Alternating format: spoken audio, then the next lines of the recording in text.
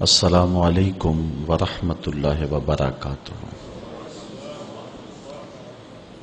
کتاب رحمت قرآن مجید سے جو آیت نور تلاوت کرنے کا شرف پایا ہے، اس پر کچھ گفتگو آپ کے گوش گزار کروں گا۔ اللہ تعالی میری زبان پر کلمۃ الحق جاری فرمائے۔ اللہ تعالی جل شانہ نے ہمیں بہت سارے کام کرنے کا حکم دیا۔ نماز، روزہ، حج، زکوٰۃ، دیگر اعمال صالحہ بجا لانے کا حکم نامہ مالک کی طرف سے ہمیں پہنچا ہے۔ کچھ امور، کچھ کام ایسے ہیں کہ ہم نہیں کر سکتے، وہ کام مالک خود کرتا ہے۔ پیدا کرنا، رزق باہم پہنچانا، حیات اور ممات، بہت سارے امور مخلوق سے سر انجام نہیں ہو سکتے، اور کچھ کام ایسے کہ جو اللہ کی شان کے لائق نہیں۔ ہمیں سجدے کا حکم دیا گیا، لیکن وہ سجدے سے پاک ہے اس لیے کہ وہ خود مسجود ہے۔ ہمیں دیگر اعمال کا حکم دیا گیا، لیکن وہ اعمال وہ خود نہیں بچا لاتا، چونکہ وہ اعمال اس کے لیے کیے جاتے ہیں۔ لیکن ایک عمل ایسا ہے کہ وہ خود بھی کرتا ہے اور ہمیں بھی کرنے کا حکم دیا ہے۔ وہ عمل کون سا ہے؟ ارشاد ہوا، ان اللہ وملائکتہ یصلون علی النبی، بے شک اللہ جل شانہ اور اس کے فرشتے عزت والے نبی پر درود بھیجتے ہیں۔ اے ایمان والو، تم اس عظیم المرتبت نبی پر درود بھی بھیجو اور خوب سلام بھی پڑھو۔ یہ حکم نامہ ہمیں ارشاد فرمایا گیا کہ یہ وہ بابرکت اور متبرک کام ہے کہ جو تمہارے رب کا بھی عمل ہے، اس کے فرشتوں کی بھی ڈیوٹی ہے، اور اس سعادت مندی سے، اس بابرکت عمل سے محبوب کے غلاموں تم محروم نہ رہ جانا۔ تم بھی یہ سعادتیں سمیٹو اور یہ برکتیں حاصل کرو، میرے مصطفیٰ پہ درود پڑھا کرو۔ اب درود کیا ہے؟ صلاۃ کا معنی درود کر لیا اور فارغ ہو گئے۔ درود بھی اردو کا لفظ نہیں ہے، یہ کسی اور زبان کا لفظ ہے جو اردو میں مستعمل ہے۔ تو صلاۃ کا معنی درود کیا، تو درود کا معنی کیا ہے؟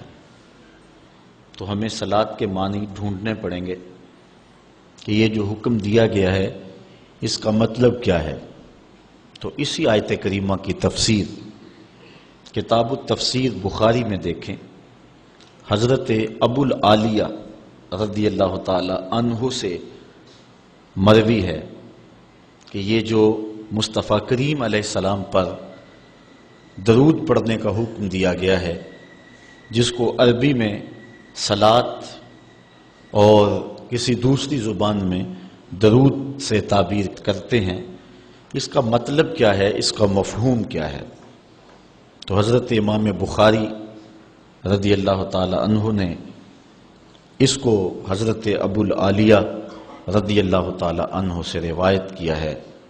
فَهِيَ مِنْهُ عَزَّ وَجَلَّ ثَنَاؤُهُ عَلَيْهِ عِنْدَ الْمَلَائِكَةِ وَتَعْظِيمُهُ، کہتے ہیں کہ صلاۃ کا یعنی درود کا مطلب جب اللہ کی طرف نسبت کر کے معنی کریں گے تو اس کا مطلب اور مفہوم یہ ہوگا کہ اللہ تعالیٰ فرشتوں کی مجمع میں محبوب کی ثنا کرتا ہے، محبوب کی تعریف فرماتا ہے، ثناؤہ علیہ عند الملائکہ و تعظیمہ، اور محبوب کی عظمت کو بیان کرتا ہے۔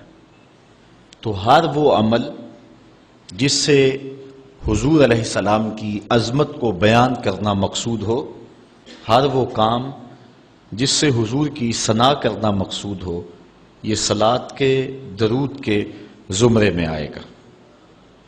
حضرت علامہ محمود آلوسی شکری بغدادی علیہ رحمہ تفسیر روح المعانی میں صلاۃ کا مفہوم بیان کرتے ہوئے ارشاد کرتے ہیں، وَتَعْظِيمُهُ إِيَّاهُ فِي الدُّنْيَا بِإِعْلَاءِ ذِكْرِهِ وَإِظْهَارِ دِينِهِ وَإِبْقَاءِ الْعَمَلِ بِشَرِيعَتِهِ وَفِي الْآخِرَةِ بِتَشْفِيعِهِ فِي أُمَّتِهِ۔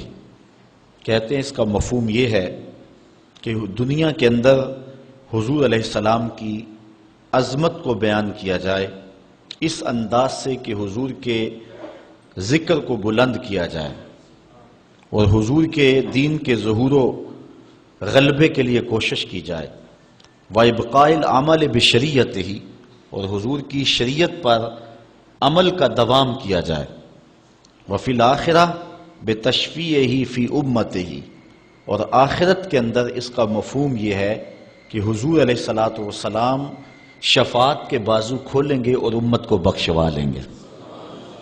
یہ مفہوم حضرت علامہ محمود آلوسی بغدادی علیہ رحمہ بیان فرماتے ہیں۔ پہلا مفہوم میں نے حدیث سے بیان کیا، دوسرا مفسر کی رائے ہے، تیسرا لغت کا امام اس آیت کریمہ کی تشریح کیا کرتا ہے۔ حضرت ابن منظور افریقی علیہ رحمہ لسان العرب میں، جو کہ لغت کی معتبر کتاب ہے، صلاۃ کے مفہوم میں لکھتے ہیں، فَمَانَاهُ، اس کا معنی یہ ہے، عَظِّمْهُ فِي الدُّنْيَا، جب ہم اللہ کی بارگاہ میں عرض کرتے ہیں اللہم صلی علی سیدنا محمد، تو اس کا مفہوم کیا، اس کا معنی کیا بنتا ہے؟ تو فرماتے ہیں فَمَانَاهُ، اس کا معنی یہ ہے، عَظِّمْهُ فِي الدُّنْيَا، اے اللہ دنیا کے اندر محبوب کی عظمت کو اور بلند کر دے۔ کیسے بلند کر دے؟ بے اعلاء ذکر ہی، کہ محبوب کے ذکر کو علو اور مرتبت اور شان و شوکت عطا کر دے، وَإِظْهَارِ دَعْوَتِهِ، اور حضور کی دعوت کو پھیلا دے اور پوری دنیا پہ غالب کر دے، وَإِبْقَاءِ شَرِيعَتِهِ، اور حضور کی شریعت کو دوام بخش دے، وَفِي الْآخِرَةِ بِتَشْفِيعِهِ فِي أُمَّتِهِ، اور آخرت کے اندر اس کا وہی مفہوم جو علامہ آلوسی بغدادی نے کیا کہ حضور علیہ السلام کو جو حق شفاعت دیا جائے گا، اس کے لیے اللہ سے دعا مانگنا، اور حضور نے خود ارشاد فرمایا کہ میرے لیے وسیلے کی دعا مانگو۔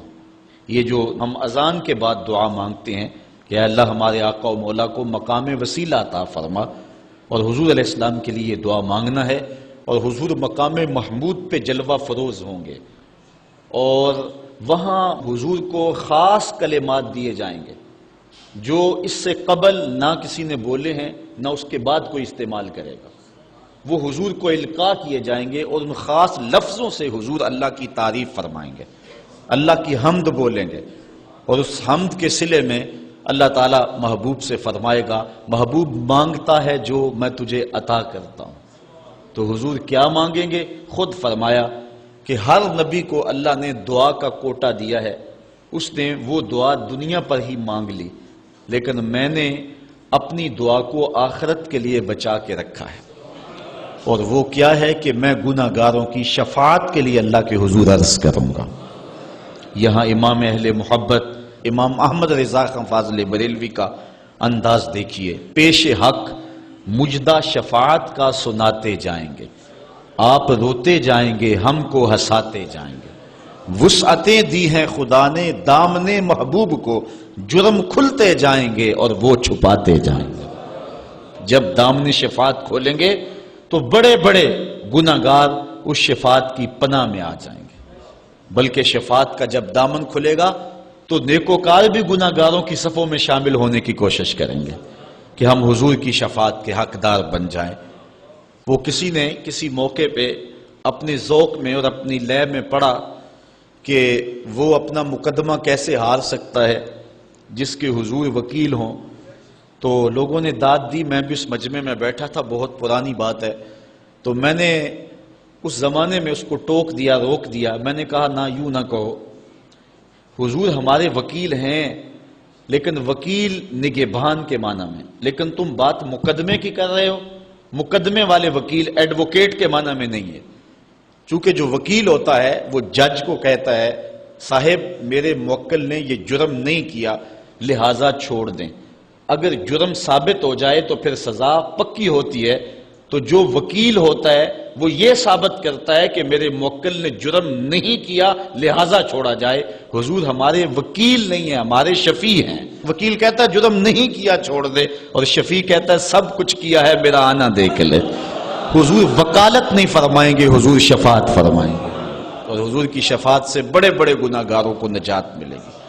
شفاعتی لأہل الکبائر من امتی، حضور فرماتے ہیں کہ میں امت کے بڑے بڑے گناہگاروں کی سفارش کروں گا۔ تو یہ حضور علیہ السلام کو حق دیا جائے گا آخرت کے میدان میں، اور آقا کریم علیہ السلام سجدے میں سر رکھیں گے۔ بخاری شریف میں حدیث شفاعت اٹھائیں، ایک بار نہیں 4 بار سر رکھیں گے، اور ہر بار رب کہے گا کہ مالک سر انور تو اٹھاؤ، جو کہو وہ مان لیں گے، جس کی سفارش کرو گے وہ قبول کر لیں گے، اور پھر حضور سفارش کرتے چلے جائیں گے اور امت کو بخشواتے چلے جائیں گے۔ فرمایا اوتیت الشفاعہ، مجھے شفاعت دی گئی، اور ہر نبی کو ایک دعوی مستجابہ، قبول ہونے والی دعا زندگی میں عطا کی گئی، دعا کا خصوصی کوٹا دیا گیا۔ ہر نبی نے وہ دعا کا حق دنیا پہ استعمال کر لیا، لیکن فرمایا کہ غلاموں میں نے وہ دعا تمہارے لیے بچا کے رکھی ہوئی ہے۔ یہاں فاقے کاٹ لے، تکلیفیں کاٹ لی، دکھ برداشت کر لیے، اذیتیں تکلیفیں کیا کچھ نہیں تھا جو حضور علیہ السلام نے برداشت نہیں کیا، لیکن وہ شفاعت کے لیے حضور قیامت کے دن بازو رحمت کھولیں گے تو پھر گناہگاروں کی نجات کی ضمانت ہوگی۔ تو حضرت علامہ ابن منظور افریقی علیہ رحمہ فرماتے ہیں کہ یہ مفہوم ہے صلاۃ کا۔ جب درود کی نسبت اللہ تعالیٰ کی طرف ہو تو اس کا مفہوم ہوتا ہے نزول رحمت۔ اللہ تعالیٰ جل شانہ اپنے محبوب پر مزید رحمتوں کا نزول فرماتا ہے، جس سے حضور کے درجے بلند ہوتے ہیں اور حضور کی عظمت میں اور اضافے ہوتے ہیں۔ اور جب فرشتوں کی طرف نسبت کی جائے تو فرشتوں کی طرف نسبت بھی دعا کے معنی میں ہے، اور جب ہم اللہ کی بارگاہ میں یہ دعا مانگتے ہیں کہ اے اللہ اس پیارے محبوب علیہ السلام پر رحمت نازل فرما، تو یہ اللہ کی بارگاہ میں گزارش ہوتی ہے۔ اسی لیے علماء نے کہا کہ درود ایک ایسا وظیفہ ہے جو کسی صورت میں رد نہیں ہوتا۔ چونکہ ہم یہ کہتے ہیں اے اللہ اپنے پیارے نبی پر رحمت نازل فرما، وہ تو پہلے ہی فرما رہا ہے، تو ہم کہیں یا اللہ اپنے نبی پہ رحمت نازل فرما، تو کیا اللہ فرمائے گا کہ میں نہیں فرماتا؟ اس لیے یہ ہو ہی نہیں سکتا۔ علماء کہتے ہیں کہ جو درود ہے وہ بہر صورت قبول ہوتا ہے۔ اس لیے حضرت عمر رضی اللہ تعالیٰ عنہ فرماتے ہیں کہ دعا کو درود کے ساتھ جوڑ لو، درود تو قبول ہونا ہی ہونا ہے، تمہاری دعا بھی قبول ہو جائے گی۔ چونکہ اللہ تعالیٰ جل شانہ کی یہ شان نہیں ہے کہ بعض کو قبول کر لے اور بعض کو ترک کر دے۔ ہماری فقہ کا بھی مسئلہ ہے، اگر آپ نے کسی سے سودا لیا ہے، اس میں کوئی ردی چیز آ گئی ہے اور کچھ صحیح آ گئی ہے، اب یہ نہیں آپ کر سکتے کہ جو صحیح ہے وہ رکھ لیں اور ردی واپس کر دیں، یا تو وہ صحیح کے ساتھ ردی بھی قبول کرنا پڑے گی، اور یا پھر جو ہے وہ صحیح بھی واپس کرنا پڑے گی۔ یہ نہیں ہوگا کہ مرضی کی رکھ لی اور مرضی کی واپس کر لی، یا سارا سودا قبول کرنا پڑے گا یا سارا سودا واپس کرنا پڑے گا۔ تو اللہ تعالیٰ جل شانہ کے حضور جب درود کے ساتھ دعا مانگی جائے تو پھر اللہ تعالیٰ جل شانہ اس دعا کو چھانٹ کے الگ نہیں کرتا کہ میں نے یہ نہیں قبول کرنی، درود کے ساتھ جو مانگی ہوئی دعا ہے اللہ وہ بھی مستجاب فرما لیتا ہے، وہ بھی قبول فرما لیتا ہے۔ درود پاک وہ بابرکت عمل ہے کہ جو اہل ایمان کو تعلیم دیا گیا۔ علماء نے لکھا کہ زندگی میں ایک مرتبہ درود شریف پڑھنا فرض ہے، اور جب حضور علیہ السلام کا نام لیا جائے اس وقت درود پڑھنا واجب ہے۔ اس کے علاوہ بھی وجوب کے اور بہت سارے مقامات علماء نے بیان کیے، اور نمایاں 40 مقامات علماء نے بیان کیے جہاں درود شریف پڑھنا مستحب ہے، لیکن بعض مقامات پہ درود شریف پڑھنا مکروہ بھی ہے، جس طرح باتھ روم اور اس قبیل کے اور مقامات اور جگہ اور جو ہے وہ احوال ایسے ہیں جہاں درود شریف نہیں پڑھا جائے گا۔ باقی درود شریف وہ بابرکت وظیفہ ہے، وہ مقبول بارگاہ عمل ہے کہ جس کو جتنی بار مرضی پڑھو، ایک تو طبیعت میں اکتاہٹ نہیں ہوتی، انسان تھکتا نہیں، اور دوسرا اس عمل کی برکتیں اتنی ہیں، اس کا ثواب اتنا ہے کہ حضور نبی رحمت صلی اللہ علیہ وسلم کا فرمان حضرت ابو ہریرہ رضی اللہ تعالی عنہ سے سماعت کر لیجئے کہ حضور علیہ السلام نے ارشاد فرمایا، من صلی علیہ صلاۃ واحدۃ صلی اللہ علیہ عشرا، جو میرے اوپر ایک مرتبہ درود پڑھتا ہے اللہ تعالیٰ اس پہ 10 رحمتوں کا نزول فرماتا ہے۔ یہ اس بابرکت وظیفے کا نتیجہ ہے جو بندہ مومن کو نصیب کر دیا جاتا ہے۔ دوسری روایت حضرت انس بن مالک رضی اللہ تعالی عنہ سے مروی ہے، ان النبی صلی اللہ علیہ وسلم قال من ذکرت عنده فلیصلی علی ومن صلی علی مرۃ صلی اللہ علیہ بها عشرا۔ حضور نے فرمایا کہ جس شخص کے سامنے میرا ذکر کیا جائے اس کو میرے پہ درود پڑھنا چاہیے، اس لیے کہ جس نے میرے اوپر ایک مرتبہ درود پڑھا اللہ تعالیٰ اس پہ 10 رحمتیں نازل فرماتا۔ علماء نے ایک بڑی خوبصورت بات لکھی، وہ کہتے ہیں کہ اصل درود پڑھ کر کے اپنے لیے رحمتیں طلب کرنا ہوتا ہے رب سے، چونکہ مصطفیٰ کریم علیہ الصلوۃ والسلام ہمارے درود کے محتاج ہے۔ بندہ کہ میں درود پڑھ رہا ہوں، جب ہم نہیں تھے اس وقت بھی مصطفیٰ پہ درود پڑھا جا رہا تھا، جب کائنات کو خلق وجود بھی نہیں دیا گیا تھا مصطفیٰ پہ درود اس وقت بھی پڑھا جا رہا تھا۔ تو یہ ہم اپنی سعادت مندی حاصل کرتے ہیں۔ اس کی مثال یہ ہے کہ جو مانگنے والے ہیں وہ 2 طرح کے ہوتے ہیں۔ سورۃ الفاتحہ کی تفسیر میں میں نے مختصر بات آپ کے سامنے اس عنوان سے رکھی تھی۔ ایک وہ ہیں کہ جو ڈائریکٹ دروازے کو دستک دے کے صاحب خانہ سے مانگتے ہیں، صاحب خانہ اپنی توفیق کے مطابق اس کو دے نہ دے اس کی مرضی۔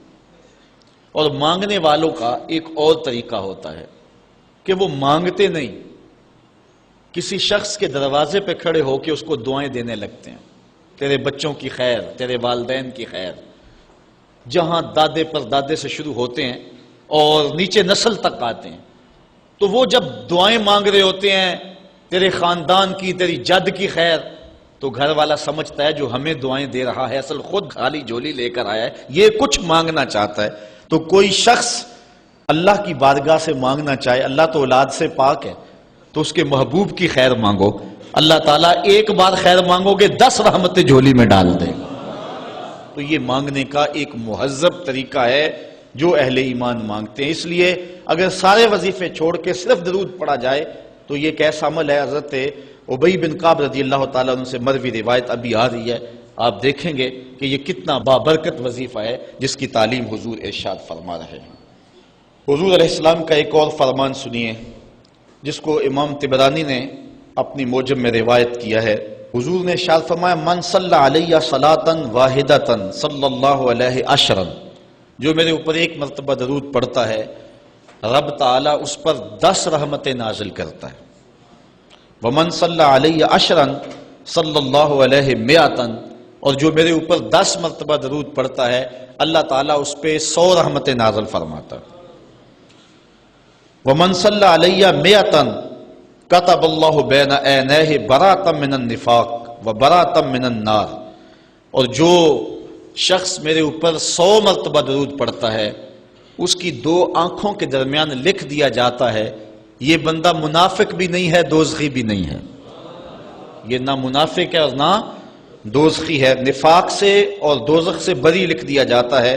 وَأَسْكَنَهُ اللَّهُ يَوْمَ الْقِيَامَةِ مَعَ الشُّهَدَاءِ، اور اللہ تعالیٰ جل شانہ قیامت کے دن جس مرتبے پر شہداء کو ٹھہرائے گا اسی مقام پہ درود پڑھنے والوں کو ٹھہرائے گا۔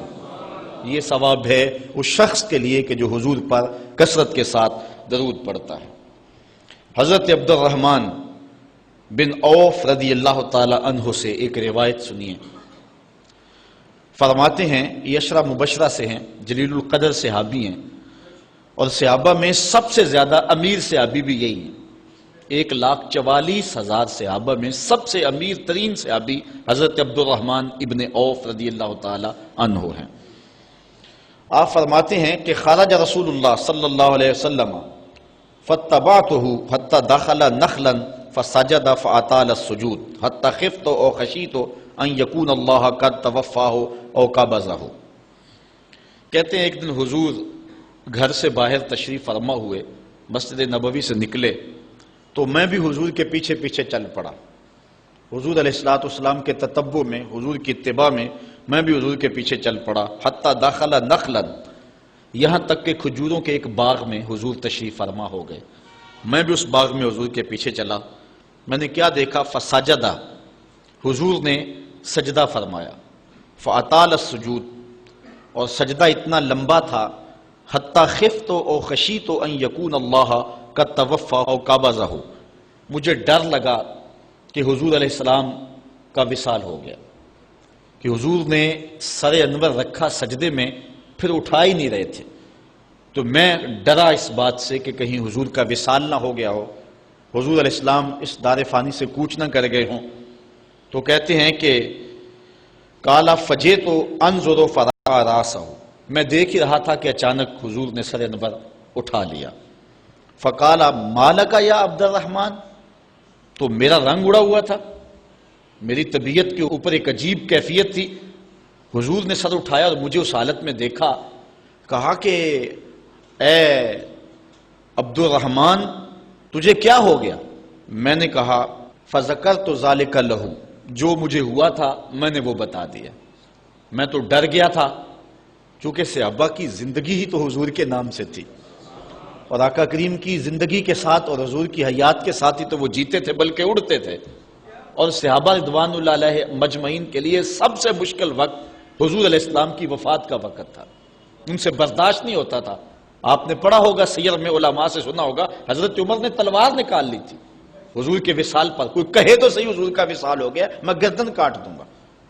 روتے تھے، عجیب کیفیت تھی۔ حضرت ابوبکر صدیق نے ہاتھ آگے کیا، لیکن حضرت عمر جو ہیں وہ ان کی بات بھی سننے کے لیے تیار نہیں تھے۔ حضرت بلال چیخیں مارتے تھے، عجیب حالت تھی۔ حضرت سیدہ فاطمہ کہتی تھی صبت علی مصائب لو انہا صبت علی الایام سرنا لیالیا، لوگوں میرے اوپر جو مصیبتیں ٹوٹ پڑی ہیں، اگر وہ چٹے دنوں پہ پڑتی تو وہ بھی کالی راتیں بن جاتے، اتنی مصیبتیں آ گئی۔ حضور علیہ السلام کے وصال پر یہ صحابہ کی کیفیت۔ حضرت زید بن عبداللہ اپنے باغ کو پانی دے رہے تھے، حضرت امام زرقانی نے لکھا ہے ان کے بیٹے نے جا کے کہا کہ ابا جی کوئی بات سنی ہے؟ انہوں نے کہا بتاؤ بیٹے کیا ہوا ہے؟ کہا حضور کا وصال ہو گیا۔ تو حضرت زید نے یوں ہاتھ اٹھائے اور سنو انہوں نے کیا کہا، اللہم اذہب بصری حتی لا ارا بعد حبیبی محمد احدا، اے اللہ مجھے اندھا کر دے، مجھے نابینا کر دے۔ آنکھوں کے چراغ روشن اس لیے تھے کہ تیرے رسول کو دیکھتا تھا، اب حضور اگر اس دنیا سے چلے گئے تو میں نے آنکھوں کی چراغ کیا کرنے؟ تو اللہ تعالیٰ نے ان کی دعا قبول فرما لی اور وہ فوراً نابینا ہو گئے۔ کسی نے بعد میں ان کے پاس جا کر افسوس کیا کہ تمہاری آنکھوں کی بینائی جاتی رہی ہے، بڑا افسوس ہوا ہے۔ وہ فرمانے لگے تمہیں ہوا ہوگا، مجھے تو کوئی نہیں ہوا، میں تو حضور کے بغیر کسی کو دیکھنا ہی نہیں چاہتا۔ اور اعلیٰ حضرت فرماتے ہیں کون نظروں پہ چڑھے دیکھ کے تلوا تیرا، جس نے آپ کو دیکھا پھر وہ کسی کو جو ہے وہ اور کیوں دیکھے؟ تو یہ صحابہ کی کیفیت تھی۔ بلکہ غدابہ نامی اونٹنی جس پہ حضور سواری کیا کرتے تھے، کتب میں آتا ہے، صحیح روایات ہیں، وہ حضرت فاطمہ زہرا کی دہلیز پر سر رکھ کے رویا کرتی تھی۔ اور وہ یافور نامی دراز گوش جس پہ حضور سواری کیا کرتے تھے، جس کو ہم اپنی زبان میں گدھا کہہ لیتے ہیں لیکن نسبت رسول سے ہوگی تو پھر اس کو دراز گوش کہیں گے، تو وہ قبیلہ بنو سلیم کے کنویں میں چھلانگ لگا کے مر گیا کہ جب حضور چلے گئے ہیں تو ہم نے جی کے کیا لینا۔ یہ کیفیت جانوروں کی تھی۔ اللہ اکبر۔ تو حضور کی جدائی کا صدمہ کون برداشت کرے؟ آپ نے سنا نہیں کہ استن حنانہ حضور کے فراق میں کیسے تڑپ تڑپ کے روتا تھا؟ سیاہ میں روایت ہے، لگتا تھا جس طرح پھٹ جائے گا، اور آقا کریم ممبر سے نیچے اترے اور آقا نے اس کو دونوں ہاتھوں میں لیا، پھر تسلی دی، اور ایسے لگا جس طرح کہ بچھڑا ہوا بچہ ماں کی گود میں آ جائے تو اس کی گگھی بن جاتی ہے، یہ کیفیت ہوئی۔ پھر حضور ممبر پہ جلوہ فراز ہوئے اور صحابہ سے مخاطب ہو کے کہا لو لم افعل ھکذا لھن الی یوم القیامہ، اگر میں اپنے عاشق زار کو ممبر سے اتر کے یوں تسلی نہ دیتا تو یہ لکڑی کا ستون قیامت تک روتا ہی رہتا۔ اللہ اکبر، یہ ہے حضور کے پیار کی کیفیت۔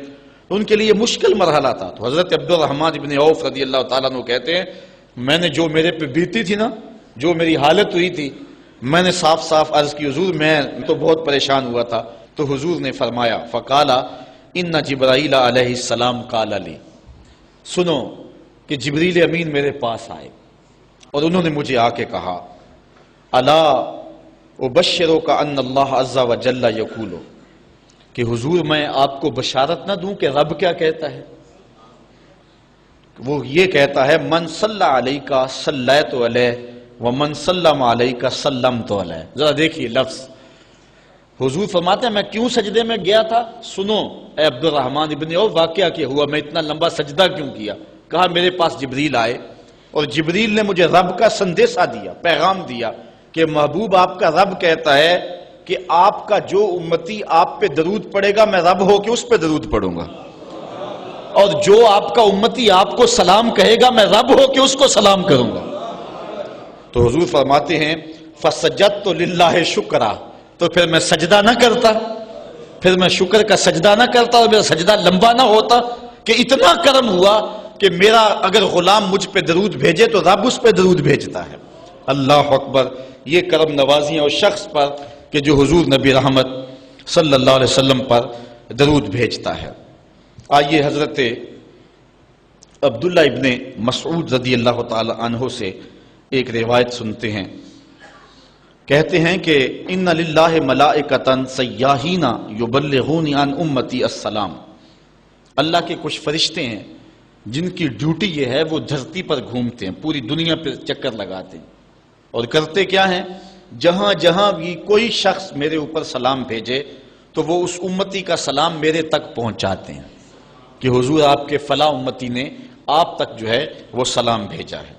اور دوسری روایت حضرت حسن رضی اللہ تعالیٰ عنہ اپنے باپ حضرت علی المرتضیٰ سے روایت کرتے ہیں کہ حضور علیہ السلام نے ارشاد فرمایا حیث ما کنتم فصلوا علیہ فإن صلاتکم تبلغنی، فرمایا علی جہاں بھی رہو میرے اوپر سلام پڑھا کرو، تمہارا سلام مجھے پہنچتا ہے، جہاں بھی رہو میرے اوپر سلام پڑھنے کو عمل کو نہ چھوڑنا۔ قیامت کے دن حضور علیہ السلام کی سب سے زیادہ قربت کس شخص کو نصیب ہوگی؟ تو وہ روایت ہے حضرت عبداللہ ابن مسعود رضی اللہ تعالی عنہ سے کہ حضور نے فرمایا ان اول الناس بی یوم القیامہ اکثرہم علی صلاۃ، قیامت کے دن میرا سب سے زیادہ قریبی شخص وہ ہوگا کہ جو میرے اوپر کثرت کے ساتھ درود پڑھا کرتا ہے۔ حضرت ابی بن کعب رضی اللہ تعالیٰ عنہ کی وہی روایت جو میں نے جس کا اشارہ دیا، روایت کرتے ہیں کان رسول اللہ صلی اللہ علیہ وسلم اذا ذهب ربع اللیل قام فقال یا ایھا الناس اذکروا اللہ جاءت الراجفہ تتبع الرادفہ جاء الموت بما فیہ جاء الموت بما فیہ۔ کہتے ہیں کہ حضور علیہ الصلوۃ والسلام جب رات کا چوتھائی حصہ باقی رہ گیا تو آقا کریم علیہ السلام نے لوگوں کو بیدار کیا، لوگوں کو جگایا کہ اٹھو اللہ کا ذکر کرو، قیامت آنے والی ہے، موت آنے والی ہے۔ حضور نے صحابہ کو بیدار کیا۔ قال ابی بن کعب رضی اللہ تعالیٰ عنہ، حضرت ابی بن کعب رضی اللہ تعالیٰ عنہ فرماتے ہیں یہ جلیل القدر سے آبی ہیں، اور حضور علیہ الصلوۃ والسلام ان سے قرآن سنا کرتے تھے، بلکہ ایک دن حضور گزر رہے تھے، حضرت ابی بن کعب رضی اللہ تعالیٰ عنہ تلاوت کر رہے تھے، حضور رک کے سننے لگے۔ اگلے دن ملاقات ہوئی تو فرمایا ابی میں گزر رہا تھا، تو تلاوت کر رہا تھا اور میں سنتا رہا۔ تو حضرت ابی نے کہا حضور اگر مجھے پتا چل جاتا نا کہ آپ سن رہے ہیں تو میں اور سوار کے پڑھتا۔ محدثین شارحین لکھتے ہیں کسی کے دکھلاوے کے لیے قرآن سوار کے پڑھنا ریاکاری ہے، لیکن اگر حضور کے دکھلاوے کے لیے پڑھا جائے یہ ریاکاری نہیں ہے، یہ عین دین ہے۔ تو حضرت ابی بن کعب رضی اللہ تعالی عنہ کہتے ہیں کہ میں نے حضور کی خدمت میں عرض کی، فقل تو میں نے عرض کی یا رسول اللہ صلی اللہ علیہ وسلم، میں آپ پر بہت زیادہ درود شریف پڑھتا ہوں، فکم اجعل لک من صلاتی، تو مجھے بتا دیں کہ میں آپ پہ کتنا وقت درود پڑھا کروں؟ قال ما شئت، کہا جتنا تو پڑھ سکتا ہے، جتنا تیرے پاس وقت ہے، جتنی تیری مرضی ہے، میں کوئی مقرر نہیں کرتا۔ قال قلت، میں نے کہا الربع، میں چوتھا حصہ درود پڑھا کروں گا، باقی 3 حصے باقی وظیفے کر لیا کروں گا۔ قال ما شئت، حضور نے فرمایا تیری مرضی، وَإِن زِدْتَ فَهُوَ خَيْرٌ لَكَ، لیکن اگر درود زیادہ پڑھے نا تو تیرے لیے ہوگا بہتر۔ ویسے تو اگر چوتھا حصہ پڑھے، باقی 3 حصے باقی وظیفے پڑھ لے، لیکن اگر ایسا کرے تو تیرے لیے بہتر ہوگا، زیادہ اگر پڑھ لے۔ قال کہتے ہیں فقل، تو میں نے کہا فثلثین، میں 2/3 پڑھ لیا کروں گا۔ قال ما شئت، فرمایا جس طرح تیری مرضی، فَإِن زِدْتَ فَهُوَ خَيْرٌ لَكَ، لیکن اگر تو درود کو زیادہ کر لے تو یہ تیرے لیے بہتر ہوگا۔ قلت النصف، میں نے عرض کی حضور میں آدھا وقت درود پڑھ لیا کروں گا، باقی آدھا وقت دیگر وظائف پڑھ لیا کروں گا۔ قلت، جب میں نے یہ بات کہی تو حضور نے فرمایا ما شئت، جو تیری مرضی، جو تیرے دل میں آئے، وَإِن زِدْتَ فَهُوَ خَيْرٌ لَكَ، لیکن اگر تو درود کو اور زیادہ کر دے تو تیرے لیے ہے بہتر۔ کہتے ہیں کہ میں نے عرض کی اجعل لک صلاتی کلھا، حضور پھر میں سارا وقت درود ہی پڑھ لیا کروں گا، میں سارا وقت درود ہی پڑھ لیا کروں گا۔ تو آقا کریم نے فرمایا پھر تجھے دنیا کی تکلیفیں بھی نہیں پہنچیں گی اور آخرت میں بھی تجھے نجات مل جائے گی، کیونکہ انسان وظیفہ 2 مقاصد کے لیے کرتا ہے، میری دنیا کے معاملہ ٹھیک ہو جائیں، کچھ وظائف اس لیے پڑھتا ہے، یا پھر میری آخرت ٹھیک ہو جائے اس لیے وظائف پڑھتا ہے۔ 2 ہی غرضیں ہوتی ہیں وظائف پڑھنے سے، لیکن حضور نے فرمایا اگر تو سارا وقت درود پڑھتا رہے تو پھر تیری دنیا بھی ٹھیک ہو جائے گی، تیری آخرت بھی ٹھیک ہو جائے گی، تیرے سارے معاملے ٹھیک ہو جائیں گے۔ اللہ اکبر۔ اور حضور علیہ السلام کا یہ ایک اور فرمان سنیے جس کو حضرت انس رضی اللہ تعالیٰ عنہ روایت کرتے ہیں۔ حضور علیہ السلام نے ارشاد فرمایا من صلی علی فی یوم 1000 مرہ لم یمت حتی یری مقعدہ من الجنہ، جو ایک دن میں 1000 مرتبہ میرے اوپر درود پڑے وہ اتنی دیر تک مرے گا نہیں جب تک جنت میں اپنا ٹھکانہ نہیں دیکھ لیتا۔ یہ اللہ تعالیٰ اس کو خاص نور نصیب فرمائے گا۔ اور آئیے سنیے حضور علیہ السلام کیا ارشاد فرما رہے ہیں۔ حضرت ابو درداء رضی اللہ تعالی عنہ سے روایت ہے، امام ابن ماجہ نے اپنی سند سے اس کو روایت کیا ہے۔ قال قال رسول اللہ صلی اللہ علیہ وسلم اکثروا علی من الصلاۃ کل یوم الجمعہ فإنہ مشہود تشہدہ الملائکہ، حضور نے فرمایا کہ ہر جمعے کے دن میرے اوپر کثرت کے ساتھ درود پڑھا کرو، چونکہ یہ یوم مشہود ہے، اس دن فرشتے حاضر ہوتے ہیں، تو جمعے کے دن کثرت کے ساتھ باقی دنوں کی نسبت میرے اوپر درود پڑھا کرو۔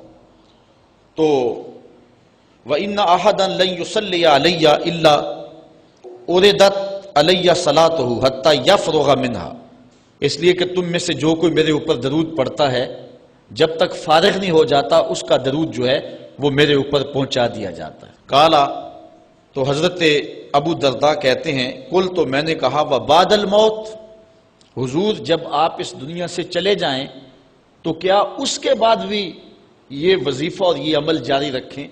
حضرت ابو درداء رضی اللہ تعالی عنہ نے جو ہے یہ وضاحت حضور سے پوچھی، اور یہ بھی بڑے جلیل القدر صحابی ہیں، بلکہ صحابہ میں سے انتہائی متقی اور پرہیزگار صحابی ہیں۔ بلکہ حضرت ابو درداء کے بارے میں آتا ہے کہ فجر کی نماز پڑھ کے جلدی چلے جاتے تھے۔ ایک دن حضور نے روک کر کے کہا ابو درداء کاہے کی جلدی ہوتی ہے کہ رکتے بھی نہیں، بہت جلدی چلے جاتے ہو؟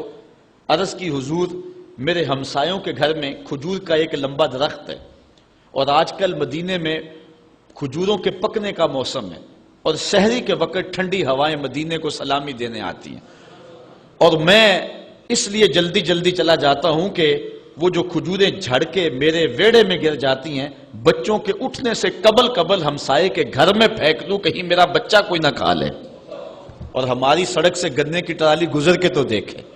یہ دیکھیے حضور علیہ السلام کے صحابی کا عمل اور ان کی زندگی کے معمولات. یہ ہے حضرت ابو درداء رضی اللہ تعالیٰ عنہ. کہتے ہیں میں نے حضور سے کہا حضور جب آپ اس دنیا سے چلے جائیں گے تو کیا پھر بھی درود آپ کو بھیجیں اور پھر بھی آپ پر پہنچتا رہے گا؟ تو سنو حضور نے کیا کہا.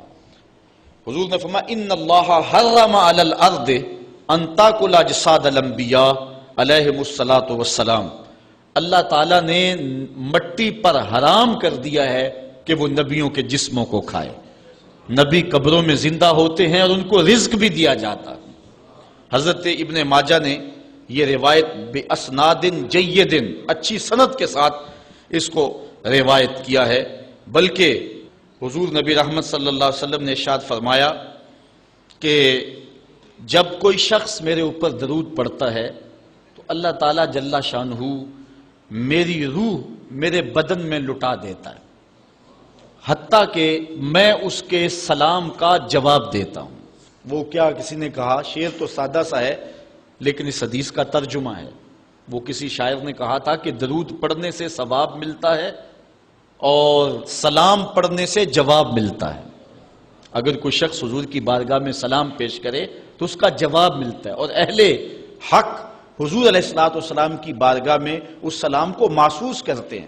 حضرت امام مالک نے یہ بات کہی کہ اگر کوئی شخص حضور کے روضے پہ جائے، باقی ائمہ کہتے ہیں کہ وہ کہے کہ میں حضور کے روضے کی زیارت کر کے آیا ہوں، لیکن امام مالک کہتے ہیں کہ یہ نہ کہے میں حضور کے روضے کی زیارت کر کے آیا ہوں، بلکہ یہ کہے میں حضور کی زیارت کر کے آیا ہوں.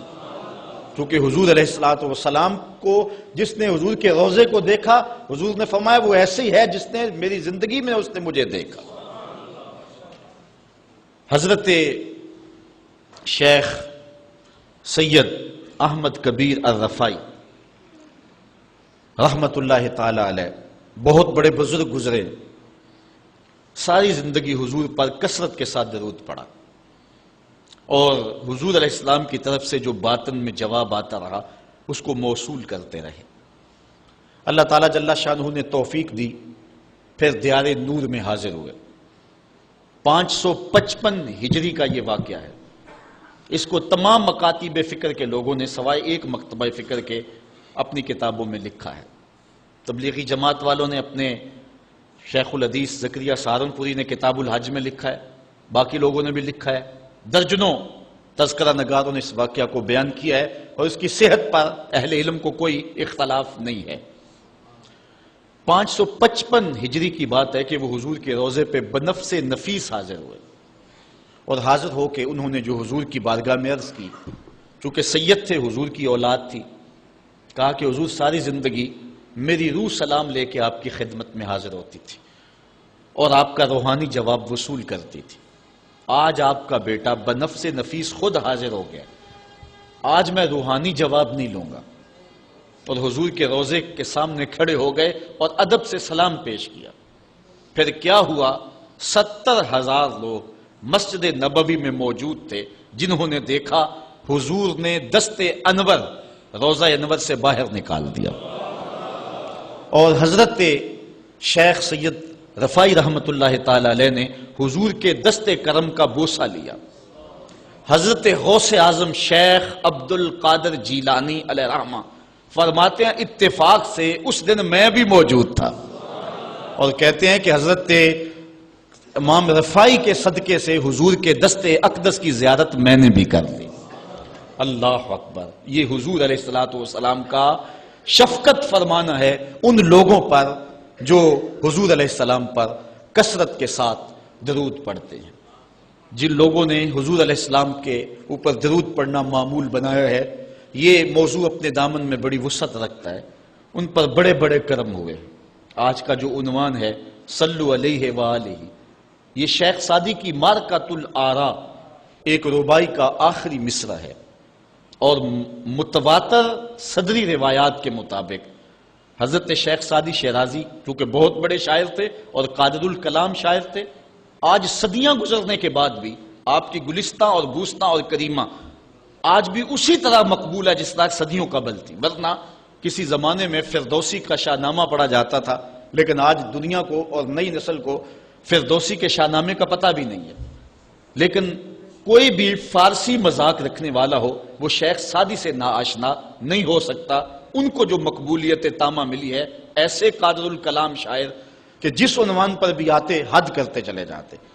حضرت شیخ سعدی شیرازی اگر حضور کی مدح میں قلم اٹھاتے ہیں تو ان کا اسلوب بڑا خوبصورت ہے. کریم السجایا جمیل الشیم نبی البرایا شفیع الامم، زباں تا بود در دہاں جائے گیر ثنائے محمد بود دل پذیر، حبیب خدا اشرف انبیاء. اگر لکھتے ہیں تو حد کرتے چلے جاتے. اب انہوں نے حضور کا قصیدہ لکھنا شروع کیا، اور کیا لکھتے ہیں؟ بلغ العلا بکمالہ.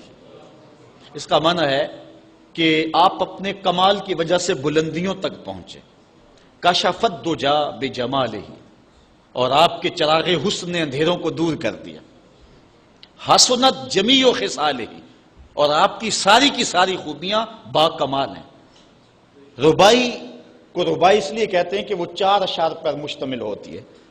اب 3 اشعار کے اندر بھی جو ہے وہ مضمون تھا وہ مکمل ہو گیا، اور انسان جب مضمون کو مکمل کر لے تو اس وقت پھر نیا جملہ لانا اس کے لیے مسئلہ بن جاتا ہے کہ آگے لکھے تو کیا لکھے، مضمون تو مکمل ہو گیا. اب یہاں کیا تھا؟ بلغ العلا بکمالہ کشف الدجا بجمالہ حسنت جمیع.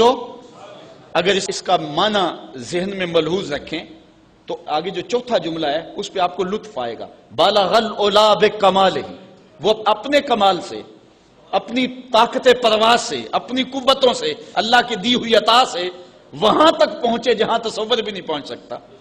کشف الدجا بجمالہ، ان کے جمال نے کائنات میں اجالے پھیلا دیے، روشنیاں کر دی، اندھیرے چھٹ گئے. پھر آخر میں حسنت جمیع خصالہ، کیا بتائیں ان کی ہر خوبی، ہر خو و خصلت ہی اچھی ہے. اب بات تو مکمل ہو گئی، لیکن ربائی چاہتے تھے. شیخ سعدی پریشان ہے، اسی پریشانی میں نیند آ گئی. سوئے تو حضور کا دیدار ہوا. فرمایا سعدی آگے کہتے کیوں نہیں ہو؟ صلو علیہ وآلہ، صلو علیہ وآلہ. اور بنتا ہی یہ ہے. میں اصل خود بھی شاعری سے تعلق رکھتا ہوں، کسی زمانے میں کچھ لکھا بھی ہے، لیکن یہاں تھوڑا سا میں آپ کو اپنے ساتھ اس لیے سفر کروا رہا ہوں کہ آپ اقبال کے دیس کے باسی ہیں، اس لیے آپ سے ایسی باتیں میں کر لیتا ہوں، ورنہ بعض کا یہ ایسی باتیں نہیں چھیڑتی، یہ مشکل ہوتی ہیں. لیکن آپ لوگوں کے خمیر اور مزاج کے اندر جو ہے یہ لذت اور یہ چاشنی موجود ہے. اب ذرا توجہ کیجئے. بلغ العلا بکمالہ، وہ بلندیوں پر پہنچ گئے. کشف الدجا بجمالہ، اپنے جمال سے اندھیرے چھٹا دیے، دور کر دیے. حسنت جمیع خصالہ، کیا بتائیں ان کی ہر خوبی ہی با کمال ہے. تو جب ہر خوبی با کمال ہے تو پھر جی نہیں چاہتا کہ پڑھو صلو علیہ وآلہ. یعنی پھر دل اچھلتا ہے، روح پکارتی ہے. جو اتنی خوبیوں کا منبع و مصدر ہے، اتنے کمالات کا جامع ہے، جس کے دم سے اندھیرے چھٹ گئے، جس کے دم سے کائنات میں اجالے پھیل گئے، تو پھر کیوں جی نہیں چاہتا کہ اس نبی پر درود پڑھا جائے؟ صلو علیہ وآلہ. آؤ اس نبی پہ درود پڑھو، اس نبی پہ سلام پڑھو، اس نبی پہ بھی درود پڑھو، اس کی آل پہ بھی درود پڑھو. بلغ العلا بکمالہ کشف الدجا بجمالہ حسنت جمیع خصالہ صلو علیہ وآلہ. میں درود شریف کے عنوان سے اپنی گفتگو کو ختم کروں اور امام بوصیری کا ذکر نہ کروں تو یہ ناانصافی ہوگی. حضرت امام بوصیری فالج زدہ ہیں، ساری زندگی بادشاہوں کے قصیدے لکھے ہیں، ساری زندگی بادشاہوں کی کہانیاں بیان کی ہیں، ان سے اعزازات پائے ہیں، تکریمات پائی ہیں. لیکن عمر کا آخری حصہ آیا، جسم فالج زدہ ہو گیا، سارے چھوڑ گئے. تنہائی، بیماری اور غربت، یہ 3 چیزیں اگر اکٹھی ہو جائیں تو ان کو کاٹنا بڑی قیامت ہوتی ہے. تنہائی، غربت اور بیماری، یہ تینوں اکٹھی آ گئی حضرت امام بوصیری پہ. صحت مند کے سارے گاہک ہوتے ہیں، بیمار پڑ گئے تو کوئی پوچھتا ہی نہیں ہے. ایک دن خیال آیا ساری زندگی شہنشاہوں کے قصیدے لکھے، آج اس کا قصیدہ نہ لکھوں جو کائنات کا دولہ ہے. اللہ اکبر. قلم پکڑا، پھر حضور کا قصیدہ لکھا. یہ قصیدہ بردہ شریف مکمل کیا. رات ہوئی، حضرت امام بوصیری سوئے، آقا کریم علیہ السلام تشریف لائے. اور یہ بات ذہن میں رکھیں، حضور نے ارشاد فرمایا من رآنی فی المنام فقد رآنی فإن الشیطان لا یتمثل بی. یہ ابن ماجہ میں 6 طرق سے روایت مروی ہے. ویسے بخاری دیگر کتابوں میں بھی ہے، لیکن ابن ماجہ حجم کے اعتبار سے چھوٹی کتاب ہے، اس میں بھی 6 مرتبہ یہ روایت ہے، باقیوں میں تو بہت مرتبہ یہ روایت آئی ہے۔ ابن ماجہ میں 6 طرق سے یہ روایت ہے۔ حضور نے فرمایا جس نے مجھے خواب میں دیکھا اس نے مجھے ہی دیکھا، شیطان خواب میں آ کر بھی میری مثل ہونے کا دعویٰ نہیں کر سکتا۔ اچھا دوسری بات، جس نے حضور کو دیکھا اس نے حضور کو دیکھا، اور جس نے حضور کو دیکھا حضور اس کے خواب میں قصد، ارادے اور مرضی سے آئے۔ میں کسی کے خواب میں جاؤں، آپ کسی کے خواب میں آئیں، نہ آپ کو پتا ہوتا ہے نہ مجھے پتا ہوتا، مجلس سجی ہے، میں گفتگو کر رہا ہوں، اٹھ کے آپ چلے جائیں گے، جا کے سو جائیں، میں خواب میں دوبارہ گفتگو کرتا ہوا پایا جاؤں، مجھے آپ اٹھ کے فون کرے جناب آج خواب میں آئے تھے، تو مجھے تو نہیں پتا ہوگا، یا آپ کو میں دیکھ لوں دوبارہ تو آپ کو علم نہیں ہوگا۔ لیکن حضور جس کے خواب میں جائیں قصد، ارادے اور مرضی سے جاتے ہیں۔ تیسری بات، خواب میں کسی کو کچھ کوئی دے تو وہ محض خواب ہوتا ہے۔ لاٹری نکل آئی، کروڑ پتی بن گیا، صبح اٹھیں گے تو کروڑ پتی ہوں گے یا کنگال ہوں گے؟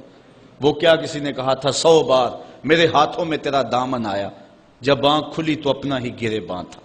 کچھ نہیں ہوتا، خواب خواب ہوتا ہے۔ لیکن حضور کو اگر کوئی خواب میں دیکھے اور حضور کچھ عنایت کریں تو وہ محض خواب نہیں ہوتا۔ حضرت شاہ ولی اللہ محدث دہلوی فرماتے ہیں میرے والد شاہ عبد الرحیم نے خواب میں انہوں نے حضور کو دیکھا تو آقا کریم علیہ السلام نے اپنے 2 منہ مبارک ان کو عطا کیے۔ کہتے ہیں جب اٹھے تو دیکھا کہ منہ مبارک نہیں تھے، تو پھر ان کی کیفیت وہی ہو گئی اور پھر حضور خواب میں ملے، فرمایا کہ ہم نے تیرے سرہانے کے نیچے رکھ دیے۔ تو کہتے ہیں کہ وہ 2 بال حضرت شاہ ولی اللہ محدث دہلوی فرماتے ہیں ان کی علامت یہ تھی کہ وہ صندوق میں ہم رکھتے تھے، جب اس کو دھوپ میں لے کے نکلتے بدلی سایہ کیا کرتی تھی، اور فرماتے ہیں کہ جب وراثت تقسیم ہوئی تو 1 بال میرے حصے میں آیا، حضور کا منہ انور، حضور کا منہ مبارک۔ تو جس نے حضور کو خواب میں دیکھا حضور کو ہی دیکھا، حضور قصد سے آئے، جو دیا حقیقت میں دیا۔ اور چوتھی بات، وہ بخاری کی روایت ہے، حضور فرمایا من رآنی فی المنام فسیرانی فی الیقظہ، جس نے مجھے خواب میں دیکھا ان قریب جاگتے بھی دیکھ لے گا۔ شارحین لکھتے ہیں ساری زندگی نہ دیکھ سکا، جب روح نکل رہی ہوگی رخ محبوب سامنے ہوگا، اور اگر اس وقت حضور کا دیدار ہو جائے تو اور چاہیے بھی کیا، سوکھا نکلے سا ظہوری جے ویخ لواں مکھ تیرا، اگر اس وقت حضور کا دیدار ہو جائے تو اور کیا چاہیے۔ تو حضرت امام بوصیری کہتے ہیں کہ میں سویا مقدر جاگا، حضور تشریف لائے، فرمایا بوصیری جو قصیدہ لکھا ہے وہ سناؤ تو صحیح۔ تو انہوں نے وہ مشہور قصیدہ مولا یصلی وسلم دائماً ابدا، وہ قصیدہ حضور کی خدمت میں پیش کیا۔ تو آقا کریم علیہ السلام نے اپنا دست شفا ان کے بدن پہ پھیرا، اور حضور نے اپنی چادر اتار کر کے حضرت امام بوصیری کو دے دی۔ بردہ عربی میں کہتے ہیں جو ہے وہ چادر کو، اسی لیے اس قصیدے کو قصیدہ بردہ کہتے ہیں، وہ قصیدہ جس کی جزا میں چادر عنایت ہوئی تھی۔ حضرت امام بوصیری جب اٹھے تو بالکل ٹھیک تھے، چادر اوڑی اور مسجد میں نماز پڑھنے کے لیے جا رہے ہیں۔ راستے میں ایک درویش کھڑا تھا، کہا بوصیری رات والا قصیدہ تو سناؤ جو تم نے لکھا ہے۔ حضرت بوصیری کہتے ہیں میں نے لکھا تھا اور کسی کو پتہ نہیں تھا۔ میں نے کہا کون سا قصیدہ؟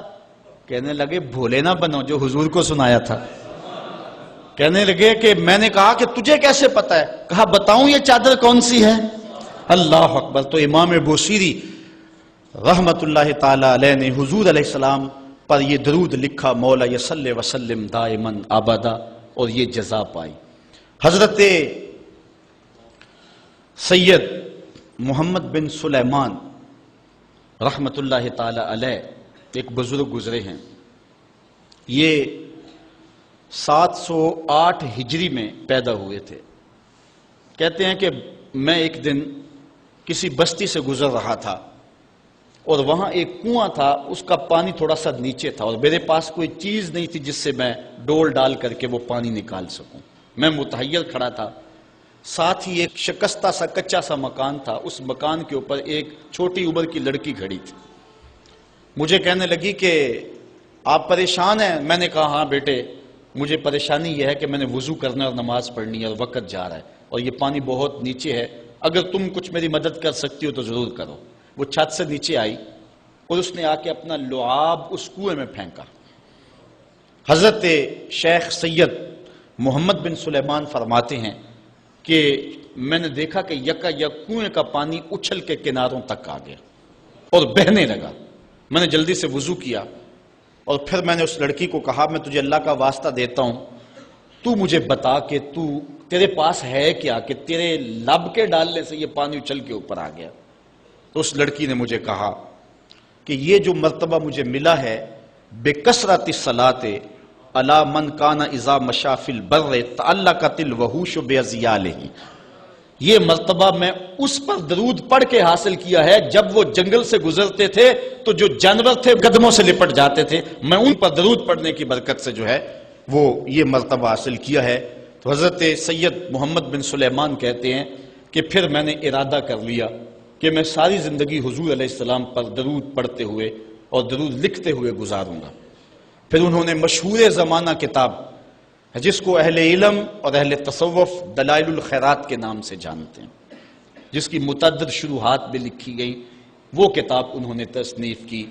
اور اس کتاب کی خصوصیت یہ ہے کہ جو شخص اس کتاب کو باقاعدگی کے ساتھ پڑھے اس کو حضور کا دیدار نصیب ہوتا ہے۔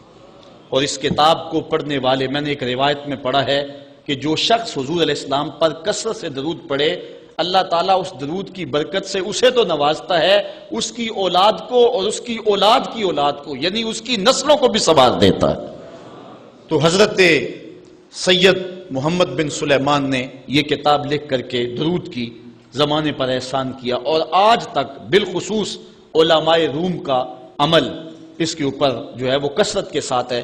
لیکن یہاں بھی جو ہے وہ ہمارے بر صغیر پاک و ہند میں بھی دلائل الخیرات پر لوگوں کے بہت زیادہ عمل ہے۔ میرے والد گرامی اللہ ان کی قبر پہ کروڑوں رحمت نازل فرمائے، انہوں نے 37 سال تک بلا ناغہ دلائل الخیرات کا وظیفہ کیا ہے۔ اور یہ جو کچھ بھی ہے وہ کیا کسی نے کہا تھا میں جو کچھ بھی ہوں ان کی توجہ کا روپ ہوں، میری زندگی تیرے پیار کا انعام ہی تو ہے۔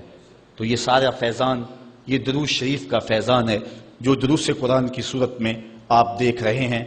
حضرت سید محمد بن سلیمان رحمت اللہ تعالی علیہ کا پھر انتقال ہو گیا اور سوس نامی ایک بستی کے اندر ان کو دفن کر دیا گیا۔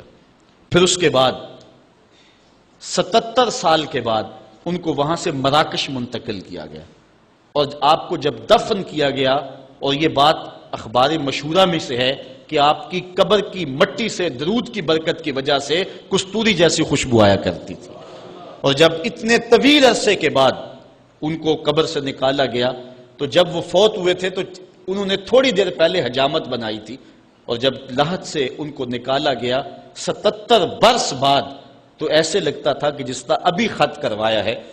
اور لوگوں نے ان کے جسم کو انگلی لگا کر کے دیکھا تو جس طرح ایک زندہ شخص کے جسم کو انگلی لگائیں تو خون ہٹ جاتا ہے اور جگہ زرد ہو جاتی ہے، تو ایسے ہی لوگوں نے پایا کہ جگہ زرد ہو گئی، پھر انگلی اٹھائی تو جو ہے وہ پھر وہاں دوبارہ سرخی آنے لگی۔ تو اس شخص نے بتایا کہ یہ دیکھو کیا ہے، تو پھر جو بھی زیارت کرنے آتا وہ انگلی لگا کے دیکھتا اور اس طرح دباتا آپ کی جلد کو، اور وہ زرد ہو جاتی اور پھر دوبارہ خون آتا، تو پھر ان کی زیارت بند کر دی گئی، اور وہاں سوس سے اٹھا کر کے ان کو مراکش کے اندر دفن کیا گیا۔ جو شخص حضور علیہ السلام پہ درود پڑھے تو اس کو حیات جاودہ مل جاتی ہے، اور صاحب درود نبی کا کمال اور مرتبہ کیا ہوگا۔ تو فرمایا ان اللہ وملائکتہ یصلون علی النبی یا ایھا الذین آمنوا صلوا علیہ وسلموا تسلیما۔ آؤ ہم حضور کی بارگاہ میں پورے ادب سے ہدیہ درود پیش کریں۔ الصلاۃ والسلام علیک یا رسول اللہ وعلی آلک واصحابک یا محبوب رب